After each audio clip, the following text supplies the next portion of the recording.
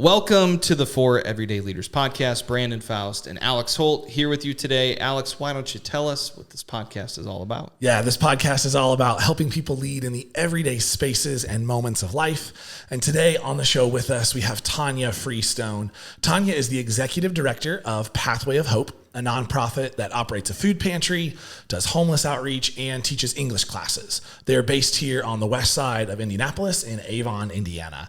Tanja has a rich background in social work. She is married to James, and they have 3 children. Tanja, welcome. Thanks for hanging out with us today. Thanks for having me.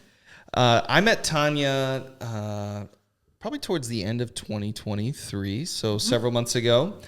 James had attended a Start Something workshop with our friend Josh Kelly, and they've got some great ideas in how to serve people that are in need of food and a commissary kitchen idea. Some ideas that are just floating around, right? It's just really fun.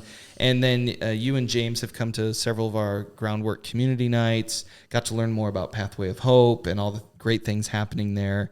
And just thought it'd be great just to, one selfishly, I've never heard all of your story. I've heard quite a bit of James. We've been spending time together.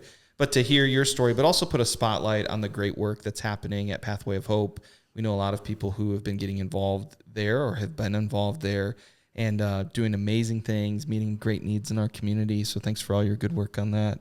But tell us the story. Obviously, you have a wonderful accent. So tell us about where you grew up and life, what it was like for you growing up. Okay. So my dad grew up in Namibia. In Southern Africa, but left there after college, after his first year of work, and was traveling, and he met my mom, and she is Scottish, and they were just on a bus. It's a fun story, but I won't tell you that whole story now. But anyway, my dad was not able to get a permanent job in the UK because although he spoke English, it wasn't his first language, and he didn't have the right piece of paper to allow him to work. So anyway, Canada was really desperate for teachers, and so they ended up moving out there. So I was actually born in Canada. Okay. I don't really remember any of it. They came back to the UK after 2-3 years, and then settled in Scotland. So I grew up in Scotland. That's where the accent comes from. I love that. But it's a little bit tempered by the fact that my mom actually had an English accent, even though she was Scottish. And my dad had a, who knows? Nobody could ever pinpoint his accent. Right, yeah, that was a lot of different locations. Because it's kind of slightly South African, but his first language is actually German, so it's, he's got a whole lot going on. Well, and you and James definitely have different accents, very much so. Yes. And so now it's like, okay, this is making a lot more sense.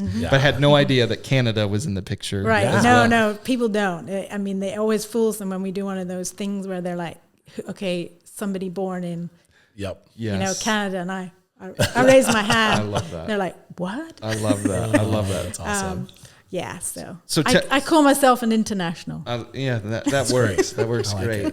So tell us about then growing up in Scotland, and then how did you end up kind of choosing a career path, and what informed that a little bit? Right. So my parents, my dad was a teacher, my mom was a physical therapist, so very involved in the community, and they were always leaders in church. So I grew up in church. So not pastors, but, lay leaders, Sunday school teachers, elders, basically whatever needed doing, they would do it.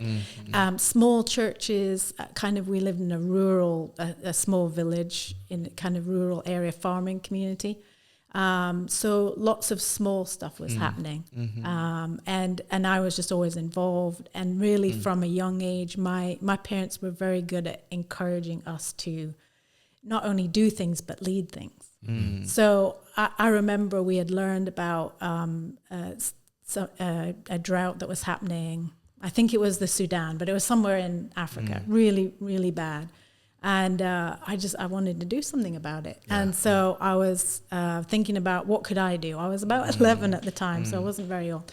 And we just decided that we could bake, and we could have a cafe and invite our friends and family and so we did it for a couple of days, and we raised money because of course people donated as well as paying for their teas and coffees. But we did it in the back garden, and basically I planned it all with my friend, and my parents helped and supported, but they really encouraged us to do the leading and to contact the organization. There was one particular organization called Tier Fund that we had heard about, and they were doing really good work with the people, not just giving them money, but teaching them skills and helping them feed themselves. So, How did that then, those kind of, we call them in our life mapping, James went through a life mapping process. We call those success stories, right? Things you liked and were good at. And a lot of times it's the first time leading or starting something, and that kind of cascades. Where did that, and then you talk about this ethos of like your family, of just like meeting needs within the local church and very much community oriented jobs as a physical therapist teacher. Kind of what then started to move you towards, hey, this is what kind of career I want? What did that look like? Sometimes people have significant changes in their career. They signed up or to go to study one thing and they end up doing another. What did that look like for you in the years ahead? So interesting. I mean, I always loved hanging out with kids. So I became a Sunday school teacher, like as young as I could, you know? And so I was always working with the younger folks. And so I thought about being a teacher, but I wasn't really sure. I wanted to just be in a classroom, standing up in a classroom all the time. Thought about being a nanny, and I guess my parents just tried to push me to think a bit wider than that. And I came across the idea of social work. I was still in high school, like 14 or 15. And I just decided, I don't know why, I just decided that was it. That was me. That was the perfect job for me. And lots of people at school tried to put me off that.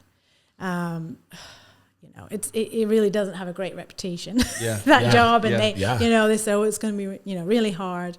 Nobody mentioned that it pays really poorly, but that's what I say to people now when they ask me about it. I'm just know what be you're aware. signing up for. But I was just determined. So I just figured out how the path to go and went to college and did that. And there's something so interesting so far about your story of these couple inflection points that happened at, you said around 11 and then around 14, these just like big, bold decisions of, I'm going to go do something. I've got this idea in my heart. I've got this idea and I'm just going to go after it. Right. And I think that's just really cool to hear. So talk to us. You go to school for social work, you leave school. What happens next? How do you get into kind of your career field?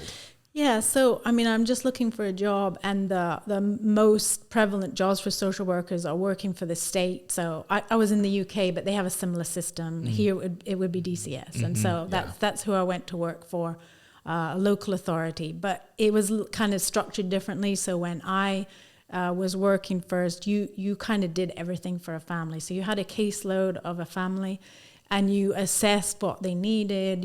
There might be some legal involvement, so I was going to court and giving evidence and that kind of thing, but also providing services as well. Yeah. Wow. So we kind of did everything. So you really, really got to know your families, and your heart broke for them. Because by the time they are involved at that level, things are pretty serious, right? Yeah. So So some tough stuff. I did that for 3 years, and then, we decided we wanted to have a family, and I did not want to mix those two. Yeah, absolutely not. So I quit that job and I stayed home for a while. I did some other things with the county, more related to like adoption and that kind of thing. Okay. So that was an easier thing to do, kind of part time while I was raising my kids. So how did you end up over here in the United States of America? When did that happen? Obviously, you and James, how long have you guys been married now? We've been married coming up 33 years. Wow. That's amazing. That's amazing. I love that. But how did you end up over here? And then kind of get us into how did this Pathway of Hope thing, how did you get involved with that over time? Yeah. Right. So, gosh, I think it's coming up 27 years ago that we moved here. Wow. So I've lived here longer than I lived anywhere else. So things were not going well with James's company that he was working with. I mean, he could tell. No, people don't admit to that in the company, but right. you know, he could tell Right. that things were really not going well in that company. So he's looking around to see, okay, what else might I do? And actually, an opportunity came up with that company to be seconded to an American part of that company. And so we came here and we looked. Our middle daughter was 6 weeks at the time. Wow. We got on a plane and we came out here, and you know, we thought, yeah, this looks like a fun place to live, and the job actually was kind of like a sideways step for James, and it gave us some breathing room, and I was very thankful for that, because it was getting really, like, he was so stressed at work, and that's not fun when you got young kids at home. So we really got like that. Come here, do something, an adventure together. But it was tough. I did not enjoy Well, I can't the imagine. first while. I can't, and we actually got here. Kudos to you at having a kiddo at 6 weeks old, getting on a plane and moving across the country. Because when we had our kids, I didn't even want to drive to my in-laws when our kids were 6 weeks old. I love my in-laws, let alone but you know, an international move. Right. Where did you end up in Indianapolis, or did you live somewhere else? Yeah, first? we were on the west side of Indianapolis in an apartment for 3 months, and then we bought a house in Avon. We did not understand the whole thing about school. Our kids were babies. Yeah. And so we bought a house with a Danville address, thinking we'd be part of Danville, but actually it was definitely Avon, but at some point it had a Brownsburg address. It was kind of a strange time. That sounds like the west When- side. Yeah, we actually lived in Avon, but it was Yeah. like 400 yards from Brownsburg, and then like a half mile from Danville. So Sure. like, I bet we maybe lived in a similar spot at one point. Exactly, Yeah. yeah. So it was like kind of in the middle of Yeah. rural. It seemed like we were used to rural, but what we weren't used to was like there were no sidewalks. Yeah. And, you know, we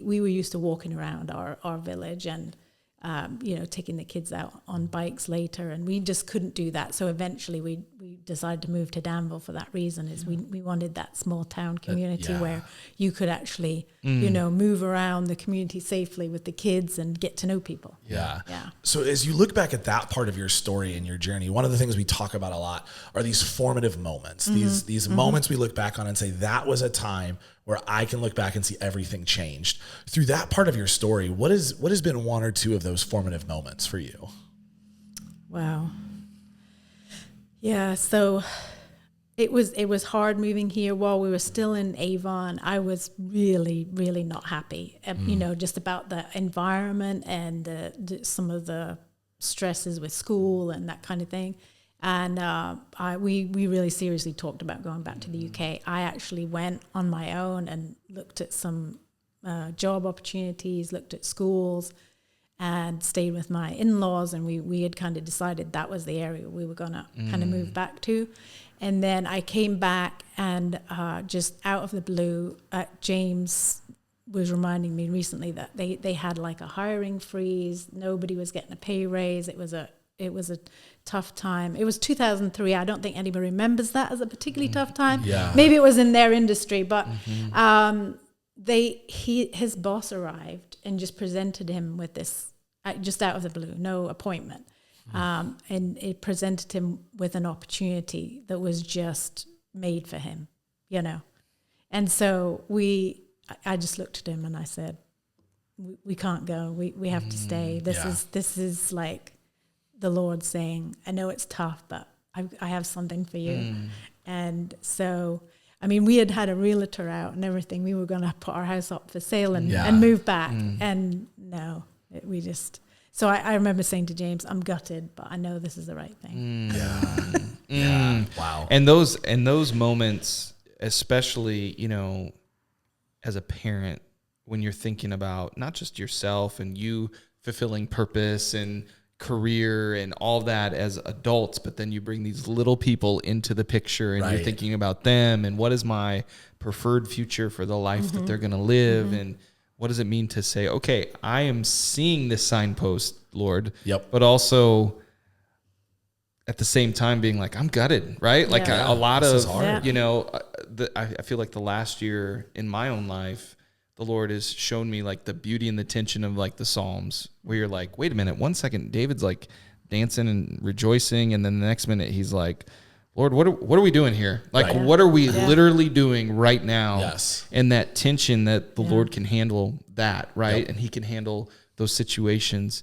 What is something that has really pushed you towards, okay, I could see very much, hey, I'm in a new place, I'm uncomfortable, I know what happens in those tendencies for me is like, okay, I'm just going to shut down, I'm going to retreat, I'm going to pull back. But somehow you've now ended up running this great nonprofit called Pathway of Hope in conjunction. There's a lot of people from Journey Church, the whole thing connected in so many ways.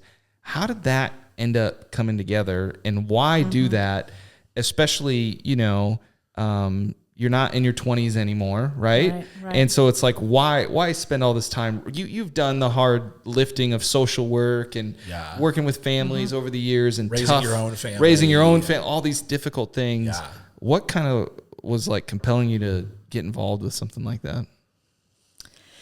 Yeah, I mean, compel is a good word for it, because I just do feel compelled to not just sit in my own comfort, but, meet other people where they are, in their needs. So we've always lived comfortably. I mean, when we were younger, like many people, we didn't have as much. When I quit work to have the kids, we went to half salary. So we've had to manage a budget, but we always had a home. We always had food on the table. We didn't have to worry about that. And we were always able to drive and see our family. And since we moved here, we've been able to fly back and see our family on a very regular basis. So, we've really been blessed, financially, materially.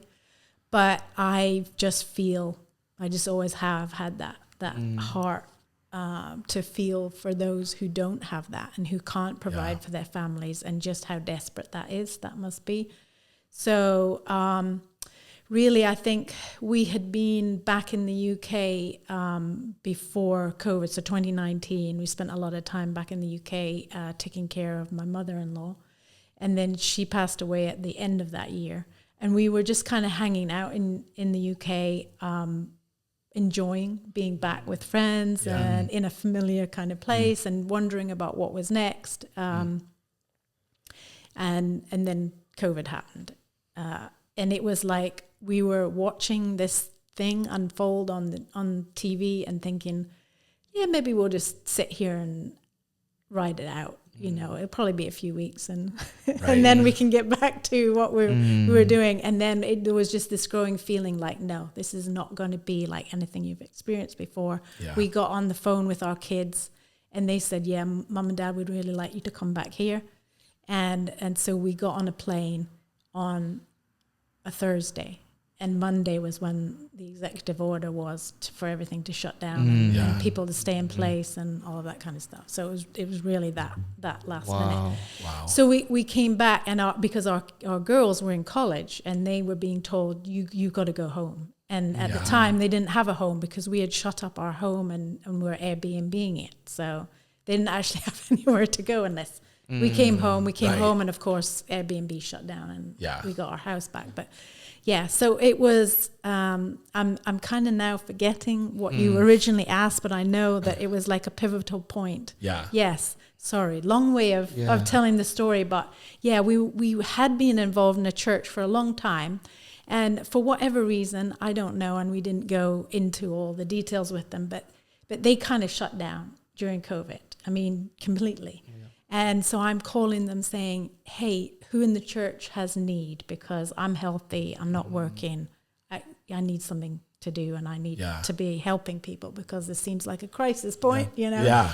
And honestly, they just didn't know what to do with it. They weren't really doing anything. They couldn't do anything with my request to help. Yeah. And I just found that really, really difficult. So I just started looking. I got online, and I found that the Journey Church was doing a big give. They're connected with an organization called Convoy of Hope, which is a big aid organization. They have massive trucks, and they have all the supplies. Yeah. And they were just going around the country doing, giving boxes of food where the churches could break those down and then make up bags to be handed out Yeah. in a drive-through type situation. So that's what we did. And I just pitched up and they let me join in. So, And then from there, how did then that lead to more and more happening? Obviously, you know, you're rolling up your sleeves. You're like, we got to help. And I understand, you know, and it's like, I think for a lot of society, including local churches, it was just like, what are we supposed to be doing? Yeah. Right. How do we do this? And realizing what we were built for and what we weren't built for, maybe, or prepared for. Yep. And Exactly. things that revealed. And it was like, and there was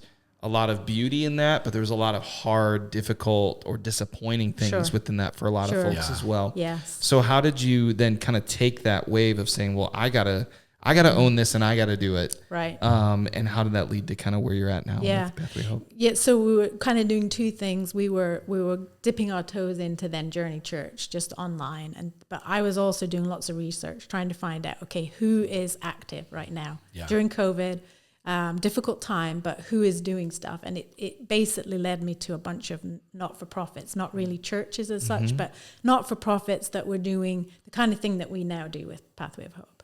And I found a really big organization in North Carolina, Asheville. It's a really pretty place. So we thought, okay, we're going to get in our RV. We're going to go down there and we're going to check them out. And, you know, I got on the phone with them. First of all, I called a lot of places, like probably 20 different places around the country. And they were the only ones who would take anybody during COVID. Because most places had shut down their volunteer efforts and they were working with like just staff or maybe a few very key volunteers that they knew. And we were complete strangers to them. I told them a bit about my background, but they didn't know us. Yeah. But they said, yeah, sure, if you come, we'll put you to work. And so we went for a month and I just learned, all the different things that they did. So food pantry, clothing closet, feeding, daily meals that they gave out, and crisis work. Yeah. So, just talking to people and saying, what do you need? And they helped with rent assistance and that kind of thing. So a big operation. And learning about the background of that too, it was a multi-church effort. Yeah. And I just really liked that, So you have this separate organization, but it's very much, Christian-based, but it's all the churches in the area kind of pitching in, sending volunteers, sending money, doing food drives, all that kind of stuff. Yeah. So, yeah.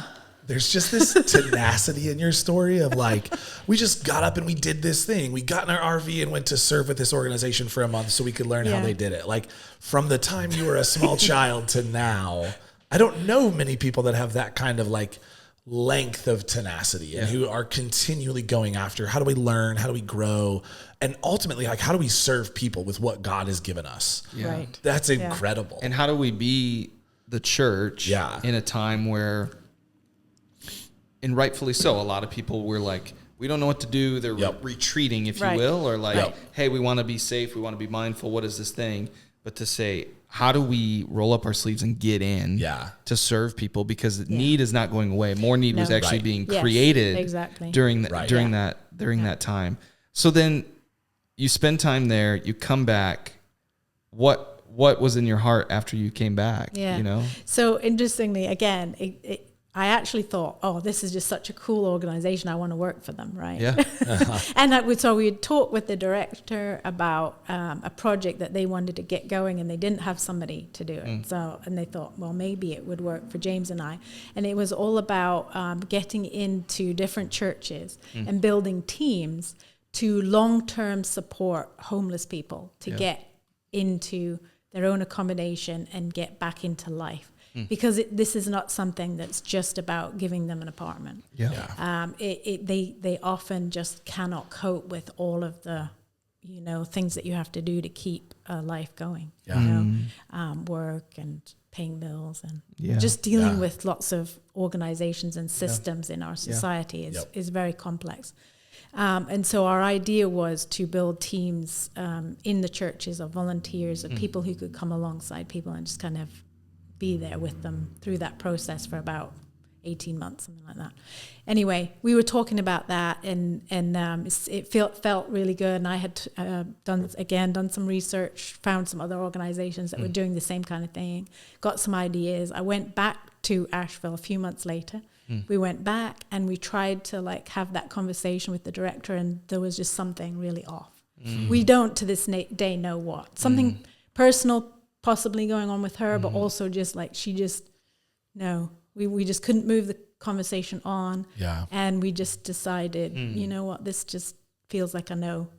Yeah. You know? And in the meantime, the pastor at Journey had said, well, you know, had you ever thought of doing something like that here? And James said my face was just like horror. I don't know. I was just ready to leave Hendricks County and do something different, I think. Yeah. That's fair. I think that's a common thought. As someone who grew up in Right. Hendricks County, like I can attest to that. Okay. Yeah. Okay. So yeah, but it was just that, again, that same kind of thing. Like, you know, Asheville would be really nice. That might be my choice, but you know, God said no. You've just got to stay here and do something here. So. Yeah.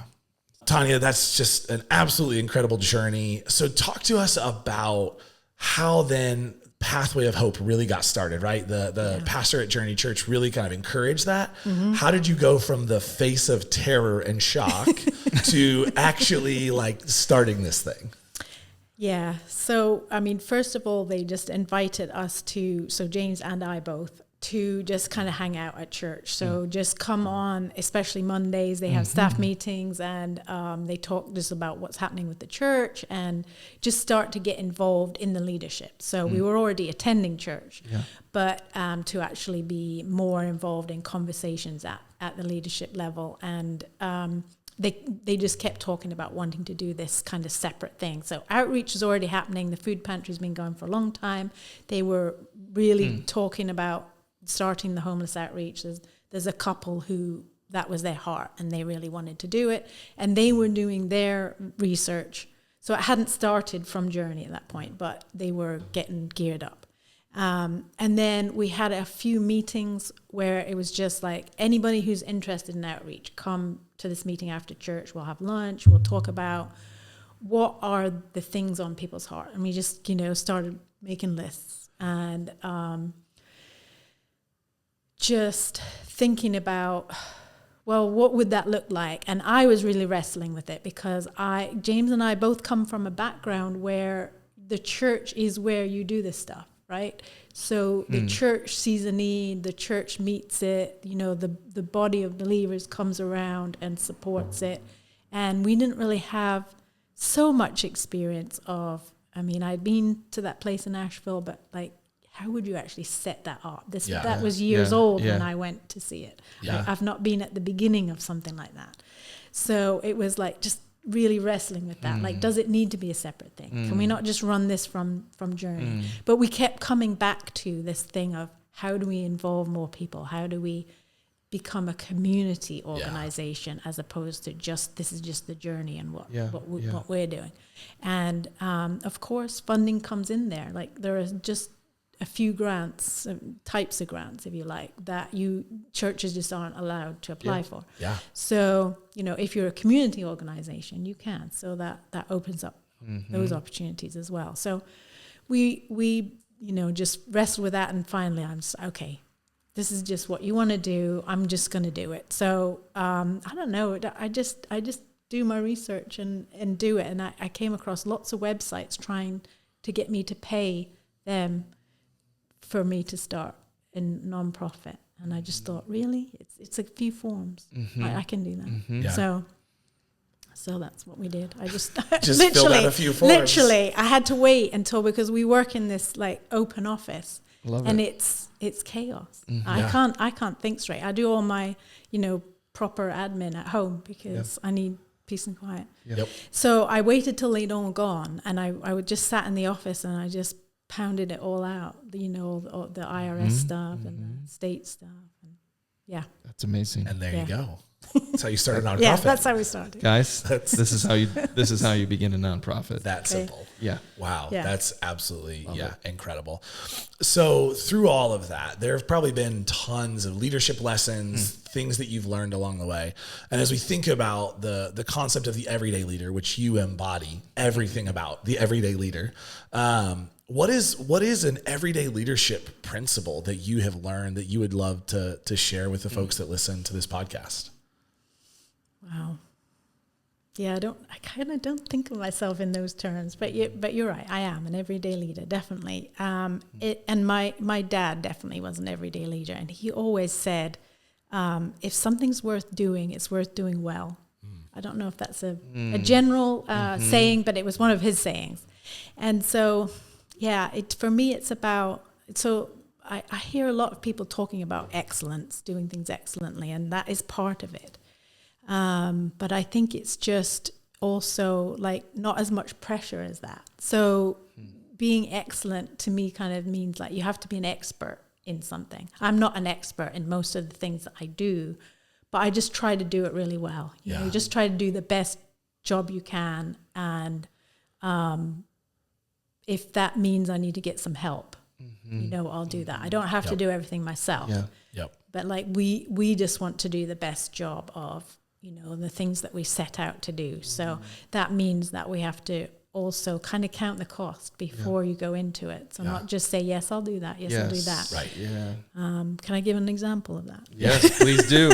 Yeah. So recently we got this awesome opportunity from Chick-fil-A in Plainfield to get their surplus food that they no longer want to, give to the paying public, but it's still good food. It's still, in date, whatever. And we knew it was going to be a lot. And we have to pick it up twice a week. And I wasn't sure. I just, really wrestled with that. But I spoke to a few people and, together we just decided, yes, we can commit to this. We can. And it's just crazy, the amount of food that we're getting. The freezers are constantly full, but then we're also giving it away. Because it's like manna in the form of chicken. In the form of Christian chicken. Chicken. I know, it's so awesome. But I think what's so great about that is that the willingness just to go and be like, okay, we're doing the best we can, and we go in faith. Yes. To say, okay, I don't know how we're going to handle all of this food and the process of going and getting food and where to keep it and how to distribute it safely and all those kinds of things.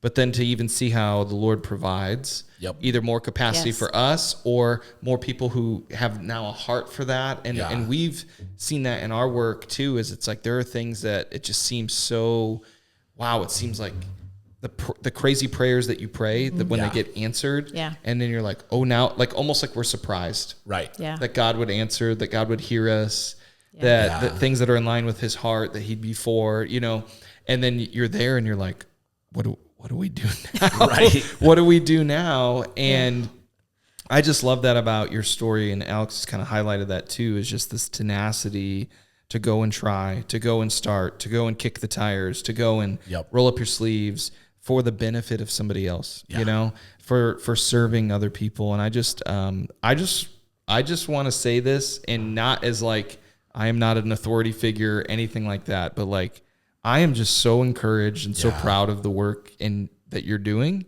and more people who are finding that thing. I think a lot of times, we can get so focused on our own career path and our own expression of XYZ.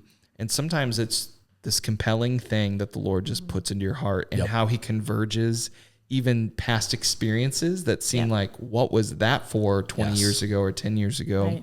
And you just hear those undertones in your story. And I know that a lot of people, not only that are benefiting based on the food and the services that Pathway of Hope provides, but for, I think, equally how people can then say, this is what it looks like to have a sandbox to go live a missional life, to go think of others. And I think that's why this work is so important as well, as it provides for us at Wayfinders, we want to unleash the saints for the work of grassroots ministry. And when there's opportunities for people to understand, this is how you talk to someone that's different than you, right? Crossing those various cultural barriers, socioeconomic barriers, understanding, listening to the needs and the stories of others, and dedicating time to think outside of myself. Just like you talked about how your parents were always kind of serving and thinking outside themselves, and how you've modeled that and carried that on. But what is, for you, a book or maybe a podcast that's impacted you recently, and why? What would you share about that? Wow. So I don't do a lot of podcasts.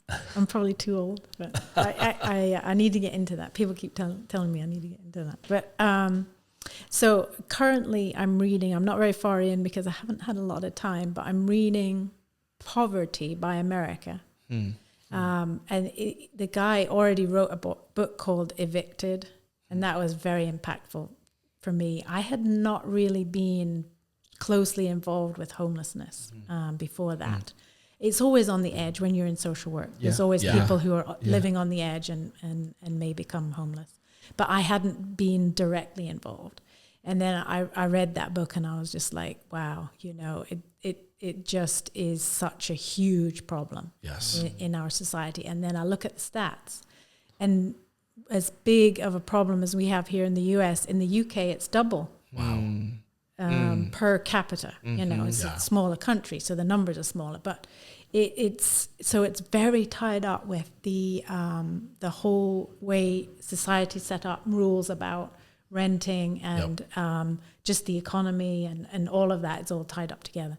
Anyway, the same guy has written a book just about poverty, so it's much wider, but it's just shocking that things like money is already apportioned to the states for dealing with homelessness or dealing with poverty, and it's sitting not being spent.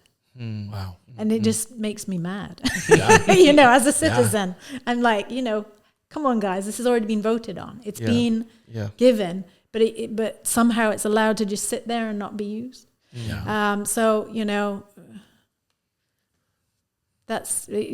But now I have to figure out, you always have to figure out when you read a book and you get, riled up by it, okay, what do I do about it? And what I do about it is this little piece here in Hendricks County, and we just try to do what we can do. Yeah, I love that. That's good. Yeah. So talk to us about how people can get connected with your ministry. How can they get involved? How can they serve with you all? Website, all of that stuff. Okay. So Pathway of Hope, it turns out, is a very popular name. So if you Google us, what's going to come up first is the Salvation Army Project, which is really great, but it's not us. So www.pathwayofhope.us. Okay. So we are US. Yes. But we're also on Facebook, Pathway of Hope. I think it's Avon, Indiana. You have to look up, because there's probably others on there. And we'll link to both of those in the show notes for people, so they'll be easy to find. And how do people get involved then at Pathway of Hope? Obviously, the website is a great place to look at and to get connected. And you can contact us through there. Through there, you can give to us through there, all on the website. But also, you can get in touch through the messenger on Facebook. Basically, I'm the contact, so Tanja Freestone, and you'll see an email or just a you can just use the messenger and get in touch with me. Let me know what you want to do, and we basically plug people in as they are available. So what are a couple of those areas that people could get plugged into? Absolutely. So food pantry twice a month on Mondays, the first and third Mondays of the month. And then the homeless outreach goes out every week. So every Wednesday. So we'll meet at 5 at the Journey Church and go from there. So those are the big things that happen on a regular basis. And then the English language learning, we're very interested in having some more people help with that. So, really just having an interest in speaking with other people of different cultures where English is not their first language. Just contact us and let us know, and we can get you involved in that. It's fantastic. I love it. Well, I want to say thank you, Tanja, for coming on. It's so fun for me to hear your story. and we've connected and gotten to know your husband well and your family story a little bit, but hearing more of your story has been really an encouragement to me. And I know that the work that you're doing is so significant. Yeah. And not only for the people that it's serving, but those that are serving with you all, and how it's spiritually forming for them to take those kind of steps. And I want to say thanks to all of you for tuning into this episode of the For Everyday Leaders podcast by Wayfinders. We hope it helps you lead in the everyday spaces and moments of life. Yeah, and we would love to have you continue to join us on the journey of the For Everyday Leaders podcast. You can subscribe to the podcast on Apple Podcasts, Spotify, Anchor, and YouTube. Tanja, thanks so much for joining us today. You're welcome. It's good to be here.